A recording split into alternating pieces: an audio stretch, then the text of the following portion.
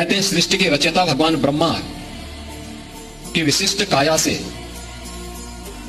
कायस्थ जन्म लेता है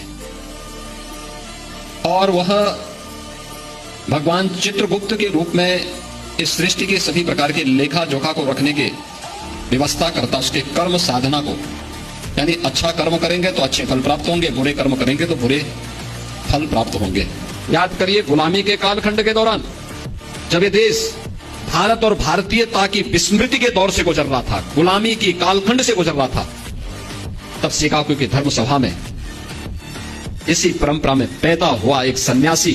दुनिया के सभी धर्म गुरुओं के सामने इस बात का उद्घोष करता है कि मैं भारत की उस परंपरा से आया हूं जिसने सदैव मानवता के कल्याण का मार्ग प्रशस्त किया, और जो दुनिया के सामने इस बात की घोषणा भी करता है कि मुझे गर्व है कि मैं हिंदू हूं। और स्वामी विवेकानंद, याद करिए, इसी परंपरा में तुम मुझे खून दो मैं तुम्हें आजादी दूंगा का उद्घोष करने वाले नेताजी सुभाष चंद्र बोस पैदा हुए। यानी कलम का ही नहीं, तलवार की भी पूजा की है,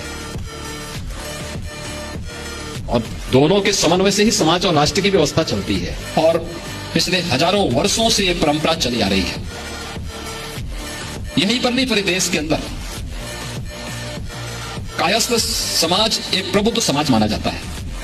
पढ़ा लिखा समाज, और जीवन का कोई ऐसा पक्ष नहीं है, क्या धर्म का, क्या अर्थ का, क्या प्रशासन का, क्या व्यवसाय का, क्या चिकित्सा का, क्या शिक्षा का, जिसमें इस समाज से जुड़े हुए विभिन्न महापुरुषों ने अपना विशिष्ट योगदान न किया हो। स्वतंत्र भारत में भारत का संविधान कैसे बनना चाहिए, उत्तर दक्षिण पूर्व पश्चिम क्षेत्र, भाषा, जाति, मत, मजहब, इन सब को एक साथ एक मंच पर ला करके खड़ा कर ले, कोई नाम, तो नाम आया डॉक्टर राजेंद्र प्रसाद जी का। बार बार दुश्मनों के द्वारा किए जा रहे हमलों का जवाब देने के लिए कैसा प्रधानमंत्री चाहिए,